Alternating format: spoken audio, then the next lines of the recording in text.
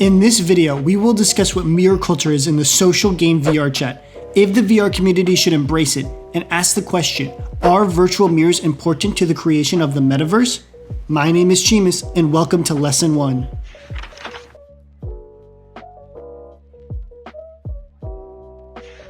So, back when I was in college, I wrote a research paper on mirror culture in the VR social game VRChat. As a longtime VRChat player, I saw a lot of people standing in front of mirrors and just wondered, how do mirrors affect VRChat?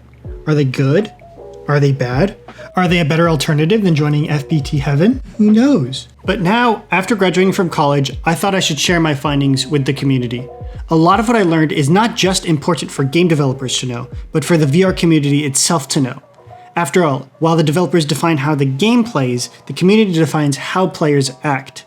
So in this video, I'm going to be going over my whole paper. This paper is written for people new to the VR space. So depending on your understanding of virtual reality, feel free to skip to whatever section interests you. First, I'll talk about some background on the VR medium, then talk about what VRChat and mirror culture is, followed up by talking about how I went about my research and what my findings were. Finally, I'll end with a discussion on mirror culture.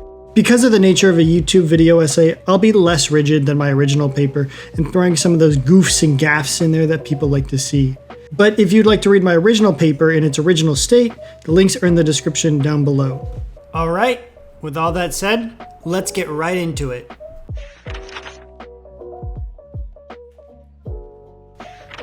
Before we can talk about VRChat in virtual mirrors, we need to discuss why VR is such an important medium. Because I'm adapting this from a paper I wrote in college, this section is written for people with little to no knowledge of the VR space. I think most people know what VR is, but in case you need a refresher, VR, or virtual reality, is a digital environment that a user can enter and interact with as if it was real life. Think of it like this.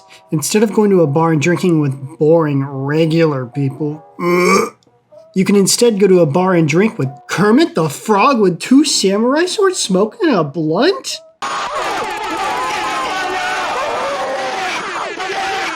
Tech's a beautiful thing, isn't it? Now, if you're new to the VR space or just getting into it, what I'm about to say might be the most important thing to take away from this video. It's that VR is its own medium. It's not just another way to keep your nephew from annoying you. VR has this immense power to connect a user to a virtual world. For example, research done by Tessia Dia and their team found that VR has this amazing ability to influence an individual's desire to visit a tourist location just by having the participant walk around there for a little bit in VR. The study found that participants who were originally uninterested in visiting a real-world location changed their minds just after spending a little time in VR, and they concluded that VR had this ability to create an intimate relationship between the user and a virtual environment. And I mean, come on. If you can convince someone that visiting the UK is a good idea just by putting a pair of glasses on them, I'm pretty sure you've invented the most influential piece of tech in the world. Now, I think by itself this is pretty cool. But to the 1% of you not thinking this, I hear the obvious objection that VR is just a digital environment, just like video games. And just like video games, everything in there is fake, including the relationships you make. And to you people, I say, objection! You fool, you just walked right into my trap card. For you see, online relationships are real relationships. My proof? This study done by Domahidi and their team. Gotcha! In this study, researchers studied the correlation between one's video game habits and how isolated they were from society, and they found no correlation. Instead, they found that gaming was a tool for players to strengthen their online and offline relationships. Offline users would bond over shared video game experiences, and users online felt an authentic bond with their friends, even meeting with each other in real life and becoming, dare I say, real-life friends. But actually, the study did find that people do create authentic bonds online, which shows that social games like VRChat are powerhouses for online discourse. It's kinda no wonder why we see big companies like Meta jumping into VR early and trying to create and own the town hall of VR society. But we're not talking about Horizon Worlds in this video, we're talking about VRChat. So man, get that game off the screen, man. Get that, somebody go get this game off the screen. For the uninformed, VRChat is a massive online multiplayer game from 2017 that gives players a place to talk, meet online, form relationships, and explore many virtual worlds both with VR controls and traditional controls. One of the main draws of VRChat is that users can upload and wear customizable avatars, which, if you think about it, you don't really see in many other video games. Sure, there's character customization in other games, but those are set within the boundaries of the game. It's pretty novel that a game literally lets a user upload whatever content they want, with no limits on their imagination. In all honesty, it's pretty awesome to see what the VR community comes up with. All the unique avatars that people create, no limits on art style or in-game world development. Literally, it's left up to their imagination. Just thinking about it, I can't wait to hop back into VR and see what the community's been up to. At the time of this video, VRChat averages about 36,000 active users on Steam alone, which becomes even more impressive when you realize VRChat also has players playing on the Quest standalone, the Oculus Marketplace, and the Viveport store? Who uses the Viveport store? Anyway, the fact that VRChat has custom avatars is very significant because not only do players get to enter a virtual world and influence those around them with how they talk and interact, but the avatar also influences how the player behaves. Before even discussing VR, think about this. Have you ever played a game and afterwards you felt deeply affected or changed by the characters you were playing as? If you've ever felt, Sonic's the name, speed's my game. After playing a Sonic game, or Here we go! after playing a Mario game, then I don't know, I guess you're just not human? Out of your friends, which are you? Truck freak, crazy ass. The fight. Our behaviors are always influenced by our appearance, even in the virtual world. In a great piece of research by Montemurano, they discuss that a VRChat avatar's appearance, actions, and associations define how others see and perceive a player in the virtual space. It's honestly a pretty good read, so if you have some time to kill, links are in the description down below. That aside, an avatar's specific emotes define a player's abilities, which can either be dances or unique animations, such as this one. Ooh. Or maybe that one. Ah. Maybe one of these. Ooh. Not that one, not that one. Together, an avatar and its abilities constrain the player to act how that avatar would act. This is an exciting discovery, but it can also be scary if avatar creators create avatars that don't encourage friendly behavior. Because of the nature of VRChat, it's ultimately up to avatar creators to create avatars that encourage friendly behavior and welcoming interactions. After finding this out, I had to ask, do avatars influence users to use VR mirrors? I mean, I don't intend to answer that specific question here, but I do encourage you guys to talk amongst yourselves. In the comments down below, in VRChat, Twitter, VR dating apps, anywhere you guys think that you guys can have this conversation.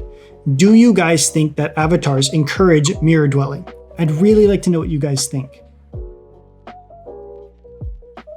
No, seriously, write something. I'll wait.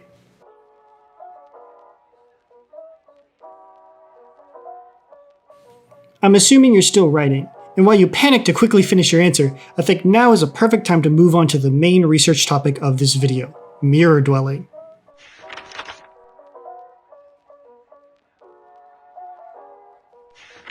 So now we arrive at the main topic of this video, VR mirrors. This section is for people who are interested in the phenomenon of mirror dwelling. You might have noticed in the last section I started using the term mirror dwelling, and that wasn't a mistake. The phenomenon of staring in a VR mirror is known as mirror dwelling within the VRChat community, and it's the action of standing or sitting in front of a mirror for a long time. Users can do this with friends, strangers, or even by themselves. The sky's the limit with perfect gameplay such as this.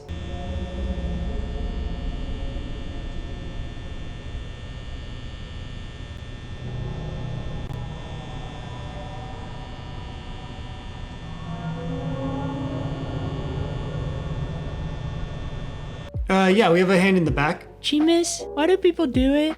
Yes, that's a great question. Well, you see, when you're in VR... Cheemis, how many people do it? Well, that's kind of hard to say considering VRChat's player base is... Cheemis, when will I meet my mute girlfriend in front of the mirror? Well...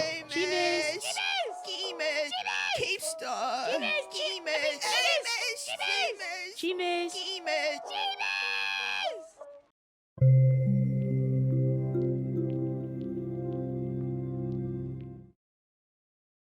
Okay, now that that's over with, I agree there's a lot of questions revolving around mirror dwelling culture. And I've had a lot of these questions going into this as well. Let me start off by saying there are a lot of reasons that someone may mirror dwell. Going into my research, I had a couple of hypotheses. Maybe it's because people see their friends mirror dwelling and they want to join in. It may be because players want to wear an avatar that they more closely identify with and want to show off an identity that they're proud of. It could also be that people are peer pressured into doing it because they see a lot of people doing it. So to check these hypotheses, I conducted 2 types of research, an ethnographic study of the community and a series of interviews with VRChat community members. For those of you who don't know, an ethnographic study is when a researcher places themselves into a community or phenomenon they're researching and taking notes of what they observe. It's a great way to get insight into how a community behaves. You can also think about it like this. You're an observer, watching a bunch of people go about their tasks and taking notes on who's where and doing what. You could be in the group doing your tasks with others and participating in conversations with others, or you could be off to the side observing, just watching what other people are doing. But you're always looking for that perfect opportunity to strike and take some good notes. Over the course of a 4-week period, I played a lot of VRChat, hanging out in public worlds, engaging with both friends and strangers, and taking notes of my findings. I did this study specifically around last Halloween, and as a result, I spent a lot of time in the popular worlds of the time, namely the Black Cat and Ghost Town. During my playtime, I spent a lot of time interacting with big circles of people, trying to engage with as many users as possible. I took a lot of notes about the lobbies and their general moods, the player-created atmospheres, and the types of conversations people were having. Sometimes I even took screenshots just to remind myself of what I saw, which is what you're seeing up there on the left. After all my research, what I found will blow your mind. People actually like to engage with other users. I know, crazy. I realized a lot of my conversations took place in the geographic center of a lobby, and I usually engaged with anyone who walked up to me or wanted to chat. These users ranged from visitors to trusted users, all of which expressed that they wanted to have a good time and participate in shenanigans. Personally, when I play VRChat, I like to use a lot of custom emotes and animations, and a lot of people like to join in with their own ridiculous avatars and voice changers, and for once, I was truly happy. But then, out of the corner of my eye, I noticed them. Oh, the horror! In almost every public lobby I went to, I saw them. Mirror dwellers. And yes, before you ask, you're right. Most of them were, in fact, anime. Despite my Oscar-winning performance, mirror dwellers are not as bad as I'm making them out to be. I mean, if I didn't exaggerate, how would I maintain a high viewer count? No, mirror dwellers are not bad people. Sometimes I watched users have a conversation, sometimes so big that most of the lobby was actually participating in front of a mirror. It looked as if you took the conversations that I mentioned I was having earlier and changed them from a circle shape to a line shape. And in a way, I was okay with that. As long as users are enjoying each other's company and engaging with the community, who am I to judge how they do that? What becomes an issue is when I notice a significant number of users, sometimes alone, sometimes with others, just standing in front of mirrors in silence, not encouraging conversations, not encouraging any type of interactions, nothing. When I attempted to interact with these types of mirror dwellers, sometimes I found myself waiting for an opportunity to say something or to start an engagement. Other times I just found myself sitting in silence with them. Either way, I didn't really feel welcome, and so I quickly left. Okay, story time. What I'm about to share is not representative of the whole mirror dwelling subcommunity, and I don't want you to walk away from this video thinking that this is how all mirror dwellers act. But it would be a disservice not to share this one experience I had with mirror dwellers. So one time when I was hanging out in the Black Cat, I met a user wearing a Dalek avatar from Doctor Who, and admittedly he was doing a terrible impression of the character. No voice changer, no nothing, just pretended to be this robot with his normal voice.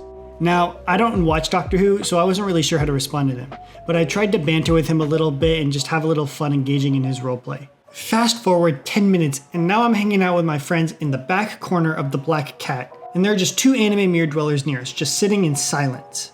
We weren't interacting with them, but the Dalek found his way over to them and just started talking in his robot accent, and was trying to destroy them for being human. I remember so distinctly the anime boy turning around to the Dalek and just saying, "Can you go away?" I was in shock seeing that. I'd never seen someone be so openly rude to someone they've never met in VRChat so quickly before. And all I could do was watch the Dalek stumble over how to respond and then just walk away. Again, this isn't representative of the whole mirror dwelling community, but it gives us significant insight into the fear of trying to fit in on VRChat. The fear that if you're not acting normal, you're not joining the crowd in front of the mirror, then you aren't welcome. While the likelihood of being told to go away isn't that big, there's always that lingering fear that no matter how confident we are, we may end up just like that dialect, being treated as if we're unappreciated, as if we're abnormal, and as if we aren't welcomed on VRChat. So, case closed, right? Mirror dwelling is just a horrible behavior, and we can just say that it needs to be eradicated, right? Wrong! My perspective is only my perspective, and isn't representative of all VRChat players. So I needed to ask other VRChat community members how they felt about this.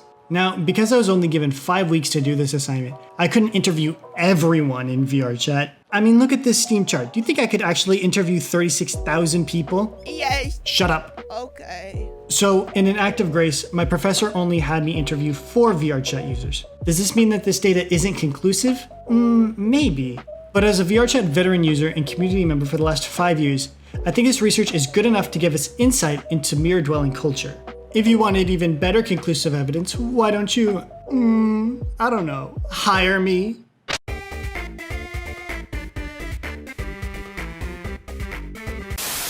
For this research, I interviewed 4 different individuals from different VRChat sub-communities. One from the mute community, one from the drinking community, one from the streaming and roleplay community, and a random user to represent public lobbies.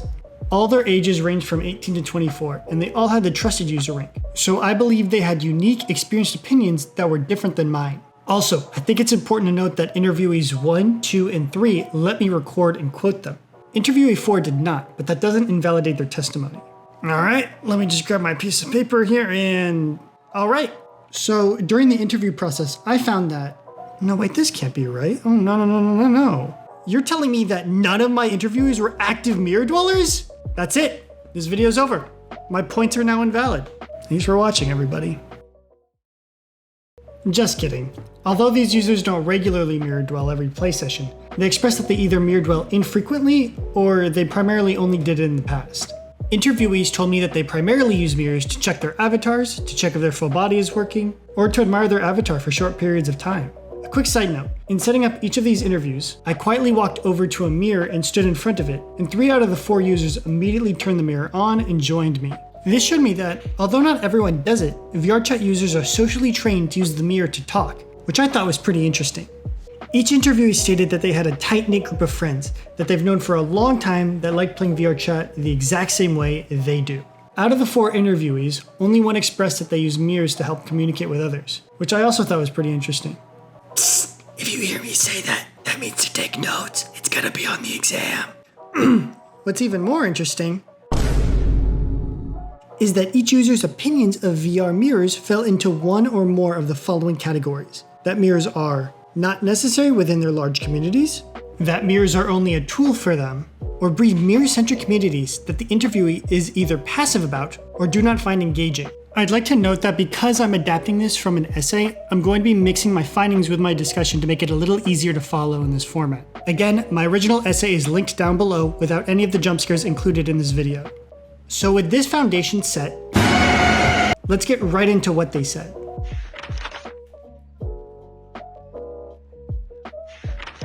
So, like I said before, each interviewee said that they had a community that they're very involved with. Just like Rome, these communities weren't built in a day. These were friends who found each other over the course of many years. Unlike Rome, these communities didn't collect gladiator parts, have widespread malaria problems, or share lead baths. Instead, these communities enjoyed exploring new worlds together, drinking together, and playing alternative game modes. Given the intimate nature of these friend groups, users said that they don't typically use mirrors to chat. When I asked whether they would join a mirror community, they gave a wide range of answers, including Dear Mario, please come to the castle. Oh, sorry, wrong transcript.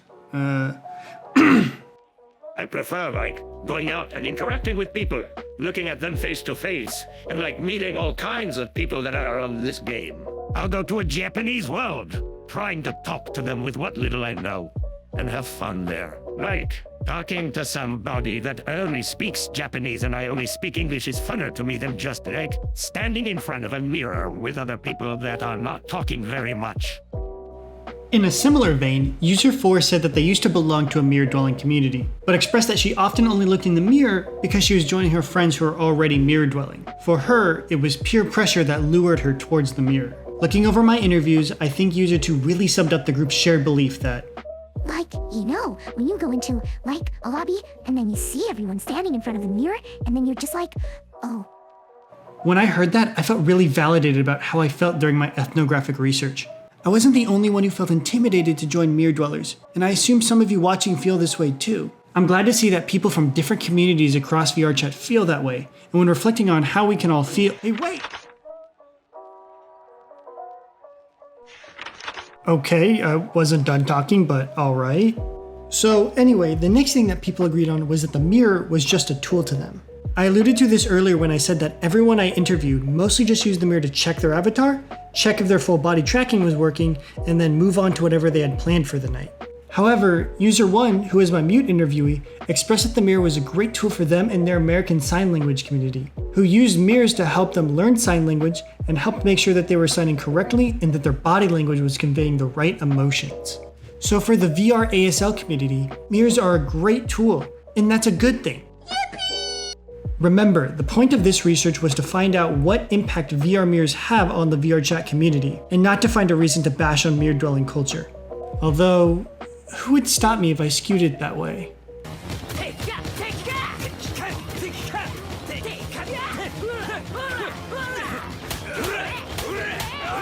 Nah, I shouldn't.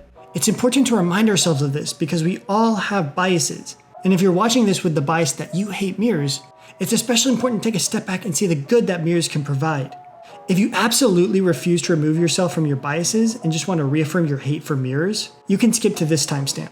Now with that said, let's talk about another use of mirrors, a tool to be antisocial. Each user I interviewed said that they always noticed a large number of people mirror dwelling and not engaging with other users. While most interviewees couldn't decipher why players did this, they all had their own hypotheses, all of which inferred that mirrors are a comfort zone. I also feel like people do that because there's not really anything else to do, And then I also feel like they need to check that they still look like an anime person, We all know how uncomfortable it is to leave your comfort zone, whether that be your daily routines, your diet, or waiting for someone to say after you say something. And when one of your comfort zones is a mirror, well then it's just hard to leave the mirror. It may be the only place where users know where to go to feel like they're fitting in. Now, if this is true, that doesn't mean that we should just leave mirror dwellers alone to live in their comfort zone. But it also doesn't mean that we need to rip them away from the mirror or mock them for finding comfort in a mirror. What it does allow us to do is have insight into why the phenomenon of mirror dwelling occurs, and what steps we, the community, and VR developers can do to improve the player experience. Again, only if this is true.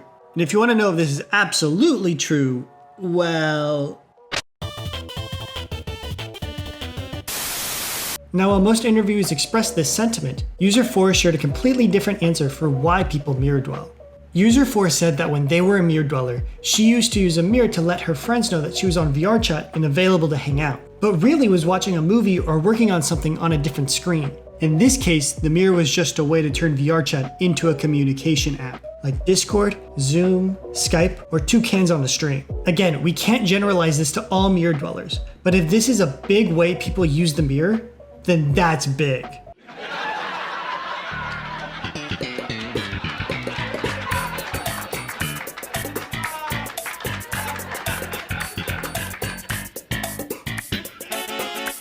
This type of behavior is alienating to other users, because unless you're that mirror dweller's friend, it's almost like you're intruding on a private group call. I think user 1 summed up my findings pretty well when they said, I think people can rely too much on the mirror, which can be a bad thing. Like having conversations beyond the mirror is a great thing to have in VRChat. I mean, there are plenty of worlds without mirrors, and I think people get used to the mirror too much to the point where they don't really want to have the conversation until they get to a mirror.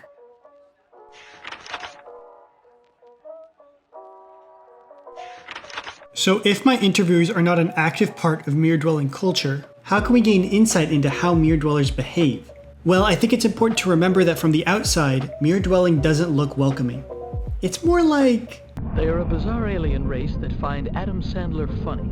Most interviewees stated that they didn't find themselves engaging with mirror dwelling communities because they didn't think they were interesting people. As a result, my interviewees are missing out on friendships they could have had. Sure, my interviewees said that they had tight-knit communities full of their own friends, but what about new players looking for new friends? Or what if a mirror dweller would have really meshed well with an interviewee, but that friendship just never happened?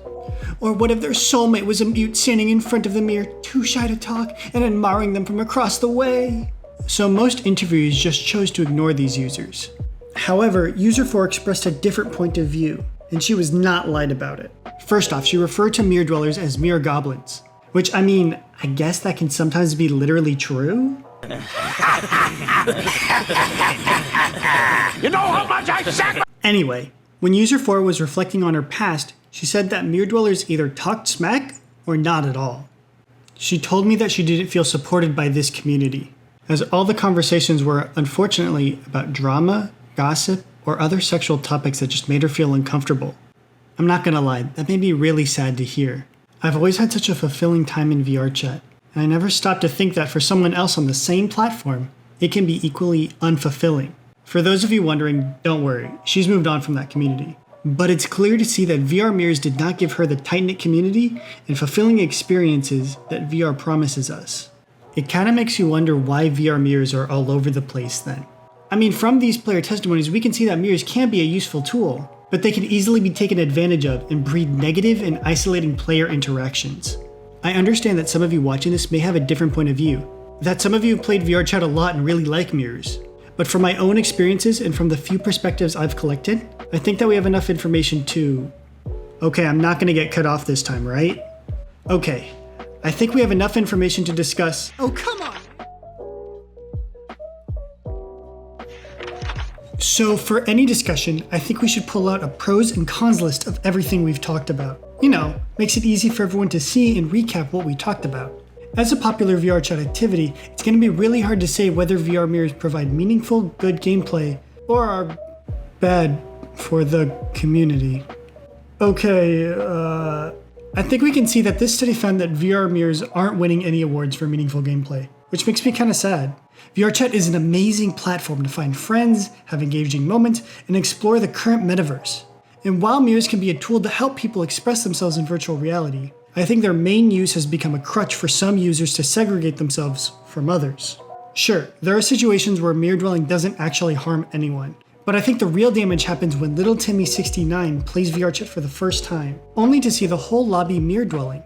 It might be kind of hard for him to engage with other players, and as a result, he might decide not to come back to the community. What might be even worse than him leaving the community is if he learns that in order to have friends and fit in, he needs to mirror dwell. This may lead to Timmy having unhealthy friends just like user 4 had. On top of this, if Timmy becomes a mirror dweller, he'll further the cycle of new users joining, feeling ignored, and leaving the community. I've had friends who used to play VRChat all the time leave the community not out of a hatred for mirrors or drama they got involved in, but because they said that everyone started staring at mirrors, and that was boring to them, so they just left. Although I miss these friends, my biggest concern is for new players. I want new players to join the community and experience the fun and joy VRChat's brought me for years. But something in modern VRChat culture needs to change in order for the game to appeal to more players. So from this research, I found that mirror dwelling is an unwelcoming activity that does not encourage player interaction and is therefore damaging to the community. Does this mean the game is plagued with this one playstyle? Do we scream? Do we cry? Maybe piss our pants a little bit when we see a mirror?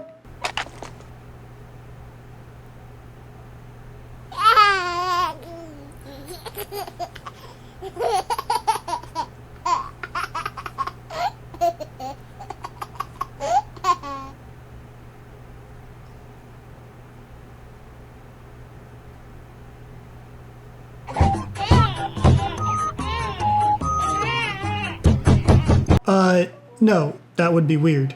The issue isn't that users can't find unique individuals who don't mirror dwell. It's that they're more likely to run into mirror dwellers instead of people they really mesh with. So how do we fix this problem? Well, it's easy. We just remove all the mirrors from VRChat. We allow the community to continue unmoderated. Well, it's complicated. When I was observing the community during my ethnographic study, I enjoyed hanging out with the community and memeing, as the kids say. But whenever I tried to engage with mirror dwellers, I felt an invisible barrier blocking me from really connecting with them.